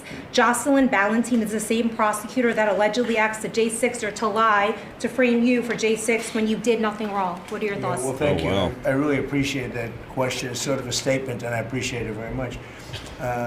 Jocelyn is being looked at. They all have to be looked at. What they're doing is so bad. This was a whole Democrat hoax. The whole thing was a Democrat hoax, and it's all being looked at. I appreciate that. Is this the final aid package, Mr. President, or is more expected? Is this the final aid package, farm aid package? It depends on where we go. China's buying a lot. Other countries are buying a lot. And, you know, the interesting thing about the farm, they don't want aid. They want to just have a level playing field. No, please. I've seen that more with farmers than anybody else, any other industry, right, Deb? Right. We've seen it more with farmers where I've had meetings like this, primarily in the first term, and we did a great job. We turned it around. This is going to be the golden age. But the farmers don't want aid. They want to have a level playing field, because if they have a level playing field, they'll do better than anybody else. They're better than anybody else. Our product is incredible. Our machinery is incredible, right? I mean, we do have the best machines. It's a very big statement I made, though. The environmental excess that we have put onto our tractors and all of our machinery. Do you all agree with that, by the way? Oh, yes. You don't It's got to go. It doesn't do anything except make the machines break all the time. Yeah. And I must say, I like to buy old machinery. I said, buy old, because it's better. The new stuff is terrible. It never works. Never works. Mr. President, you said that you would have Mr. President, you said you would have no problem with releasing the full video of that strike on September 2nd off the coast of Venezuela. Oh, boy. Secretary Hegseth now says. You said that. I didn't say that. This is ABC fake news. You said that you would have no problem releasing the full bit. Okay, well, Secretary Hegseth. No, whatever Hegseth wants to do is okay with me. He now says it's under review. Are you ordering the secretary to release that full video? Whatever he decides is okay with me. So every boat we knock out of the water, every boat, we save 25,000 American lives. That was a boat loaded up with drugs. I saw the video. They were trying to turn the boat back to where it could float. And we didn't want to see that, because that boat was loaded up with drugs just like everything else. But every boat we shoot down, and I don't know if you know, we're 92 or 94% down in drugs coming in by the sea. Yep. And we're trying to find who are the 6%, because I don't know, people aren't liking to drive boats right now loaded up with drugs. But every single, think of that, every single boat we shoot out, on average, we save 25,000 American lives. Do you feel okay about that, Court? Keep us safe. Okay. I know my man. What about you? Are you okay with that? Totally fine with that. Are you committed to releasing the full video? Didn't I just tell you that? You said that it was You're up the to most Secretary Hicks. obnoxious reporter in the whole place. Let me just tell you, you are an obnoxious, actually a terrible reporter. And it's always the same thing with you. I told you, whatever Pete Hegseth wants to do is okay with me. Touching on the midterms, and I just have a quick question. There's at least 20 House Republicans who have either said they're going to retire or not run again. Do you have any Democrats concerns also. about the And Democrats Right. also. Do you have Well, any? why don't you mention them? How many Democrats are going to retire? Do you, How many Well, Democrats? well, that's what I was going to ask you. but Do you why don't have you tell me any the number of concerns? Democrats too? You Well, tell me are about. you concerned about the narrow margins? And No, I'm not concerned. I think we're gonna do well. Is among them, and We will have the Nassau greatest County economy. Bruce Blakeman, who you know as well, is considering running for We're going to governor. have the greatest economy in history. How many Democrats are retiring? How come you only know the Republicans but not the Because I Democrats? came prepared to ask you a question about. No, you're unprepared because you should know the Democrats. You're totally unprepared. Go ahead. Well, can I ask a quick follow-up Who you with? about? Who you with? I'm with New York Newsday, and I also have a quick follow-up. Congresswoman Elise Stefanik is among those who is running for She's New York great. governor. She's great. Bruce Blakeman, who you also know He's is now also the- great. Are you planning on making any Well, endorsements? I'll think or about it, have any but he's choices? great and she's great. They're both great people. We have a lot of great people in the Republican Party. Go ahead. Can I get back to farming? Yeah, So you, yes. so you talked about the profitability issue, the machinery playing a role in that. I know Right. fertilizer plays another role in that. A Right. lot of that, the way I understand it, it comes in from Canada, different countries like that. What are we doing to bolster domestic fertilizer production to help make that more affordable? And then I think that will transition Well, one down of the pipe. things, a lot of it does come in from Canada. does. And so we'll end up putting very severe tariffs on that if we have to, because that's the way you want to bolster here. And we can do it here. We can all do that here. But I would say what you do, you put very severe tariffs on from coming into other countries. You'll be making your own fertilizer very soon. In fact, Secretary Burgum, this cabinet is so remarkable. Instead of just seeing each other every month, we're literally talking every day, multiples of times a day. But our Secretary of the Interior, I, and Secretary Bessent and others, we have a whole plan in place, including the reshoring of fertilizer and the opportunity to do it in America. Having said that, we've also, per the President's guidance, issued a directive. These fertilizer companies, the seed companies, the equipment companies, all of the above, as our farmers have struggled year over year, the meat packing companies continue to make, a lot of money, hand over fist, a lot of foreign-owned companies. So that's why the President has been very unequivocal in saying we got to figure out why all these input costs are skyrocketing and all of our farmers are struggling, which we're going to do. So That is when a they great take- question and When very they take like important. fertilizer out of the country, all of a sudden we don't do it anymore. Then they start charging and sending the, very high prices from other countries, whether it's Canada or somebody else. We're not going to let that happen. Okay? Mr. President, on the $12 quality of foreign produce, you spoke about soybeans and how the quality here in the United States obviously is a lot better. That's what I've heard. Yeah, is the default of this administration, because that's an issue I understand with root vegetables, citrus as well.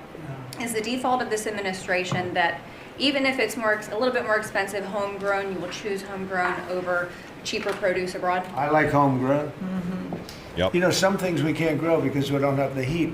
There are some things, little delicacies or maybe not such delicacies, but they grow better in warmer climates, very warm climates actually. But for the most part, I like homegrown. Mr. President, thank you. One on this announcement and then one on foreign policy, if I may. Are you open to tapping into tariff revenue again should farmers find they need additional relief to get to that level? Yeah, I am. playing If field?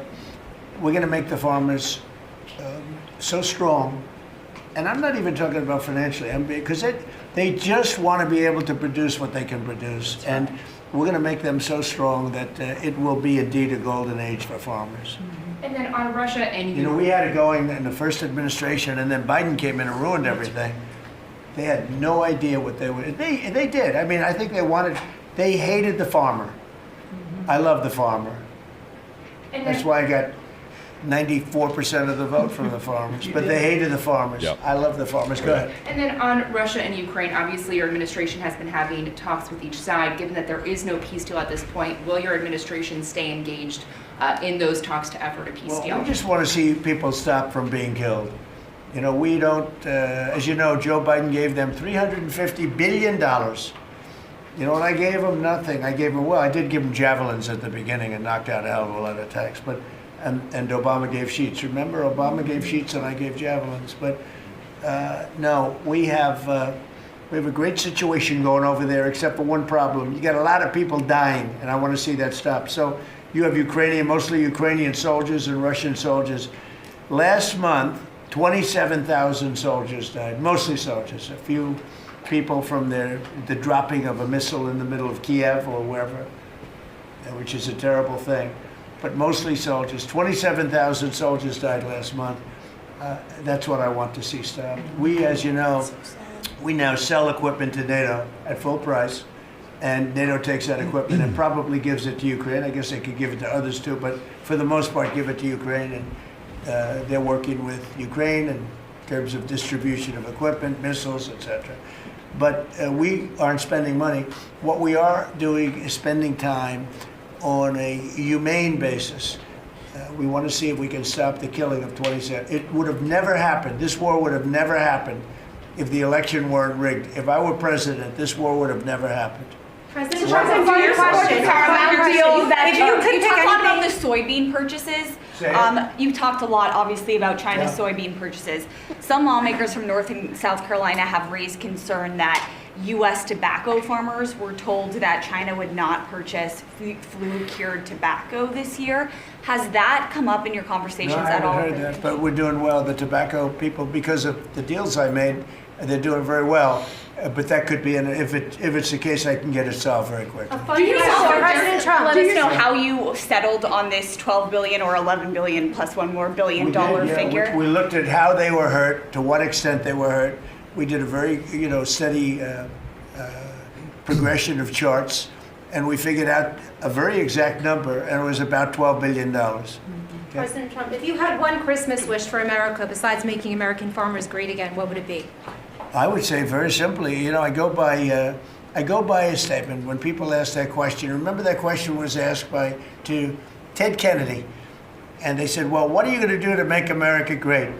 And he couldn't answer the question. I have a very simple: we're going to make America greater than ever before, and we're going to do it through a series of tariffs, intelligent taxes, and incentives. And our country has never been stronger. We've never had anything like coming in. We have $18 trillion coming into our country right now. There's never been anything like it. And if you ask me that, I'll say I just want to keep doing what I'm doing because there's never been anything like it's happened. Do you support the biggest number ever in history was $2 trillion, and we're at $18 trillion. This is money pouring into our country on building car plants, on building AI plants. We just want to keep doing exactly what we're doing because nothing like this has ever happened in the history of the world, not just our country. There's never been, Scott, would you say that's right? There's never been anything like the investments coming into America. So this is a record year. Record year.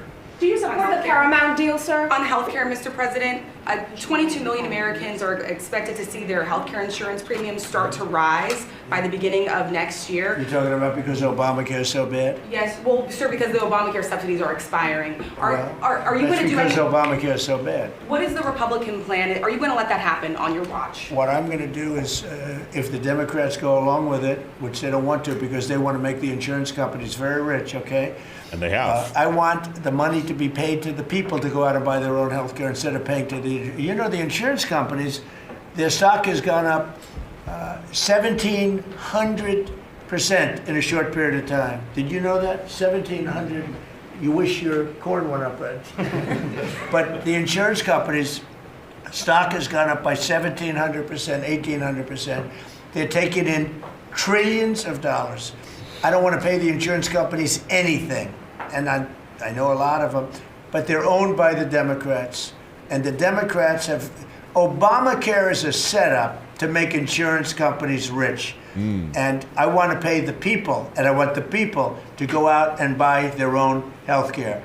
And that's what we want to do, and that's what the Republicans want to do, because Obamacare is a disaster. And I said it 5 years ago, 4 years ago, 3 years ago.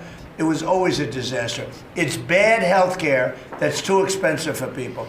And now your premiums, and you said it better than I said it. You said the Obamacare premiums are going to go up. They're going way up. And what I want to do is have the money, and you know who's getting that money? A lot of it is the insurance companies. I want the people to get the money and go out and buy their own health care. And everybody wants that, right? Okay. When Mr. President's putting that bill on the floor, sir.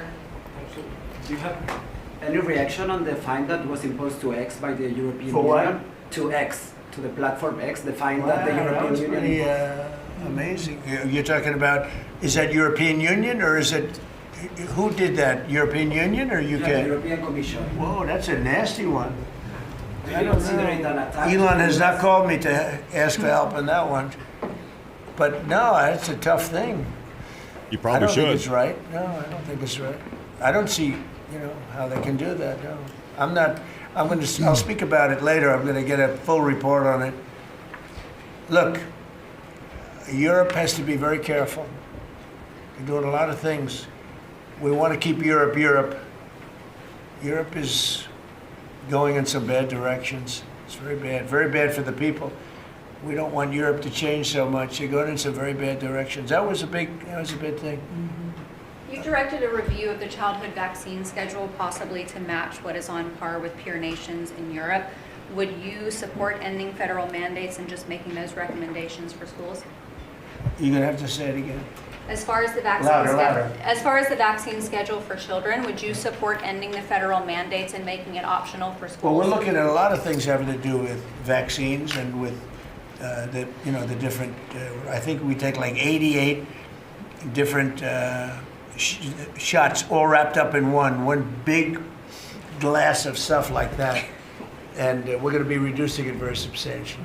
Do you support the Paramount It'll be safe, bid, Mr. President? but we're going to be reducing it very Do you substantially. support the Paramount bid for Warner Brothers that came I don't this know enough morning? about it. You spoke about Netflix last night, saying you have concerns about them. I know the companies very well. I know what they're doing, but I have to see what percentage of market they have.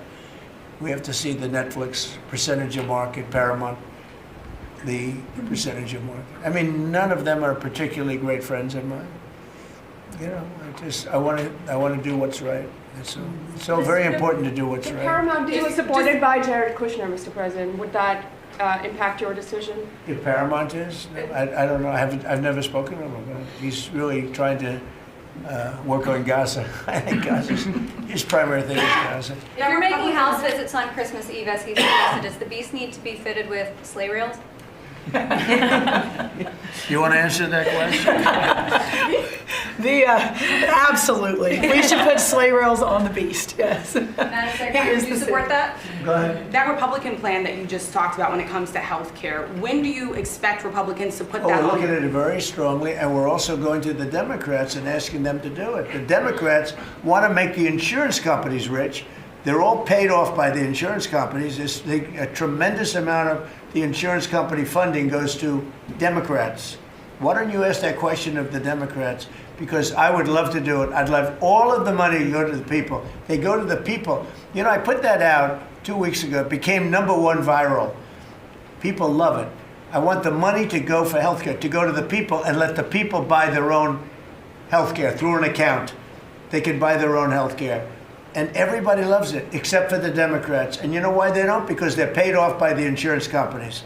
Okay, what else? Yeah, Alina Habba says she's stepping down as U.S. Attorney for the District of New Jersey after the courts disqualified her. Do you have any comment on that? Well, she's not disqualified. You've got a blue slip thing that's horrible. It's a horrible thing.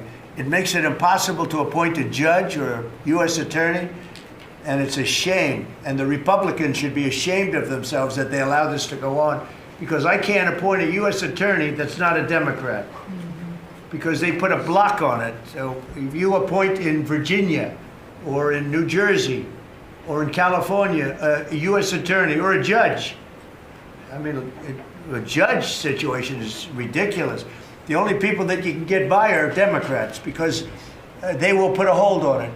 If I put up George Washington and Abraham Lincoln to be U.S. attorney in New Jersey, or to be U.S. attorney in Virginia, we have Democrat senators, they will not approve them.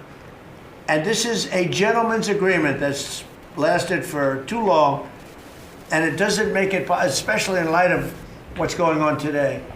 It means you can't appoint a Republican U.S. attorney And we don't play the same game with them, but they do.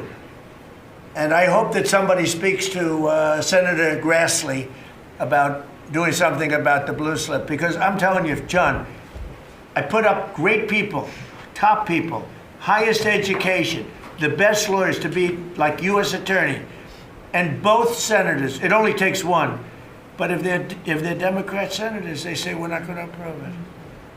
I had a couple of them say, "Why don't you appoint Democrats?" All because Senator Grassley, with his blue slip stuff, will not let anybody go by. By the way, the Democrats have violated the blue slip provision on numerous occasions, but we don't do it. And what it means is, I guess I just have to keep appointing people for 3 months and then just appoint another one. And it's a very sad situation. We're losing a lot of great people. We have about 7 U.S. attorneys who are not going to be able to keep their jobs much longer because of the blue slip. Because unless, I think I know why they did that, to protect their ass. Okay, that's why they did that. But it should be done away with. I want to be able to appoint the most highly educated, the most respected people. They can't keep their jobs because of the blue slips. Terrible. Okay, thank you very much, everybody. Thank you. The farmers, let's come into the Oval Office. All right, Deb, come on. We're going to go into the Oval Office.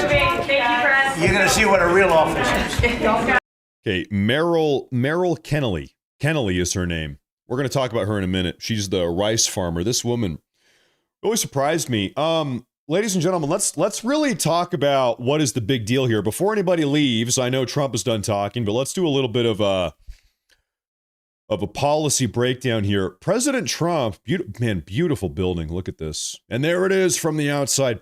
Folks, President Trump has done something very intelligent. He has come to a very intelligent realization. Trump has realized that the American agricultural industry, we're growing crops and rice and potatoes and corn. The American agricultural industry is an industry that is very important for American national security. This is an American national security issue. And I'll explain why here in a minute. In fact, this woman that was growing rice, she actually is the one that said that, and she's 100% right, and Trump has realized this. And so today what he introduced was an $11 billion economic assistance package for farmers that are caught in the center of the ongoing tariff trade war. So what has been going on, and I think anybody that is living in the countryside, if you are a farmer or you know farmers, and President Trump talked about this, we all know this is true, foreign countries, namely India, China, Malaysia, they have been dumping their very cheap agricultural products. They've been dumping them into our country, undermining the American agricultural industry. And they actually are totally comfortable not making money. In fact, they are willing to lose money. These countries, a lot of them are BRICS nations, China, India, Malaysia, other countries, they are flooding our country, our markets with cheap agricultural products, and oftentimes they are actually losing money in the process. Why are they doing that? Why are they doing that? It's because they want to destroy the American agricultural economy. They want us to become dependent on their cheap agricultural products. They want to drive our farmers out of business. They want to shut down American farms so that the United States of America will become completely dependent on rice and potatoes and corn and beans, etc., from India or from China or from wherever else. They want us to be dependent on them for food, for basic food necessities. And so, like I said, this is an American national security issue. We have seen these countries, China and India predominantly, they have done this. Not only are they currently doing it with the agricultural industry, with food, but they've also done it with the American manufacturing sector. Look at all of the automotive plants or manufacturing facilities that we used to have here in this country 30, 35, 40 years ago that have now been just deleted off of the face of the map. All of our manufacturing has been run out of business by cheap Indian and by cheap Chinese and by cheap Malaysian, etc., manufacturing. They have ripped the rug out from underneath the American manufacturing sector, and now they are trying to do the same thing with the agricultural industry as well. Okay? And in this transitionary process, they are actually totally comfortable losing money for 5, 10, 15, 20 years if it means that they can drive our our farmers out of business. It's a long-term gamble. And more than just like a money-making gamble, really, I think you can look at this. This is a form of economic warfare. This is agricultural warfare in this case. They've done the same thing with manufacturing. And so Trump has realized this. This is a very intelligent realization for him to make. Listen, this is a huge problem. If we here in America, if we can't even produce our own food, imagine a situation where we as a country, we can't even produce our own food and then we are completely dependent on China. Does that sound like a good dynamic? No, of course not. In fact, everybody, you've all got good memories. Remember what happened in the first half of 2021 during the early days of the COVID pandemic? What happened? Well, everybody around the world needs masks and ventilators and personal protective equipment, gloves and hazmat suits, all of this, and hand sanitizer. There's a global shortage of medical equipment in 2021, the first half of 2021, because everybody has the pandemic. Well, if you remember in the first half of 2021, here in the United States, we were actually literally incapable of manufacturing our own masks and gloves and hand sanitizer. We couldn't even do it. And so we went to China. We said, hey, China, listen, can we buy some masks and all this other stuff from you? What was China's response?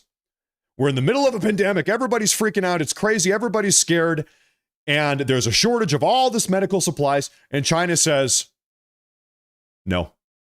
China says, oh, America, you need masks and gloves and other medical supplies? Yeah, well, so do we. So do we, actually, over here in China. And you can't have any. Oh, you need toilet paper? There's a toilet paper shortage?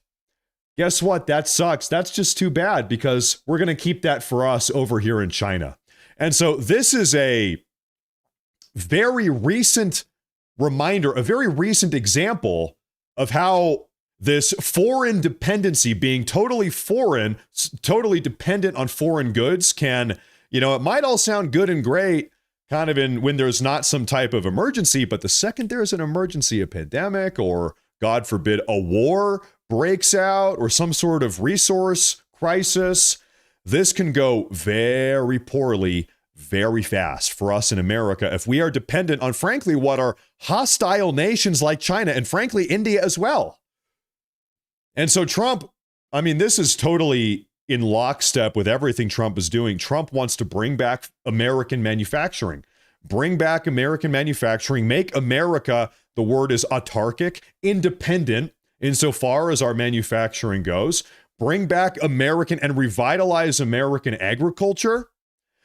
One of the farmers they had up there was actually the woman who was talking about rice, the rice farmer from down south. She said, yeah, China and India specifically have been dumping, this is a term, dumping rice and other agricultural products in America and also Puerto Rico, which is an American territory. They've been dumping their products, their agricultural goods in America for the sole and exclusive, the explicit purpose of driving American farmers out of business. China wants American farmers out of business. So does India. And so this is, like I said, it's an economic issue. They're trying to make more money, but it's also a national security issue. Food, being able to feed Americans with American agricultural produce, this is a national security issue. We have to be able to feed ourselves. That's like the basic, it's like food and water. Food, water, medicine, basic national security, issues. If we can't even provide food for ourselves, yeah, that's a big problem. That's a big problem. And so this is what's been going on. And Trump is saying, you know what, enough is enough. Listen, we're gonna stick up for the American farmer. We're not going to let our American farmers get driven out of business. We're going to try to bring back American manufacturing. And This woman also, she was the highlight of this broadcast. She said, the rice farmer, she said that we all want free trade. We all have the dream of free trade, but fundamentally, we don't get to have free trade. We actually cannot have free trade if predatory, antagonistic countries like China and India and others are engaging in all of these parasitic, predatory economic practices. It would be great if we could have free trade. But when we have predatory, lopsided trade tariffs coming over from China, China's dumping all of their shit into our country, pardon my language, all of their cheap manufactured goods, their cheap food, they're driving America, they're killing the American manufacturing industry and also the agricultural sector. You know, we can't really have free trade with that. We have to have some government involvement, and that's what Trump has realized. That's what Trump is directly doing now. And so good, thank God. Thank God. This is good news. This is great news. I want to say, everybody, thank you all for tuning in. You know what? I've got good news. I think it is early enough in the day. For me, it's not even 1 p.m. yet. It's 12:41. I think I'm going to wrap up today's broadcast and get to work on a video. So, hey, in the next probably 3 or 4 hours, make sure to subscribe on YouTube and Rumble. Follow on Rumble, because I think probably in the next 4 hours, I'm going to have a big video up on YouTube and Rumble for you all to watch. Make sure to, once again, like, subscribe, follow everybody. Thank you for tuning in. Good news, a lot of good news today. And then I'll see you folks at tomorrow's live broadcast, and then I'll have a video for you folks to watch also in a couple hours. Thank you all very much for tuning in. Everybody, God bless, stay safe, and I'll have a video out in a couple hours for you guys. Thank you very much for tuning in today. Great show.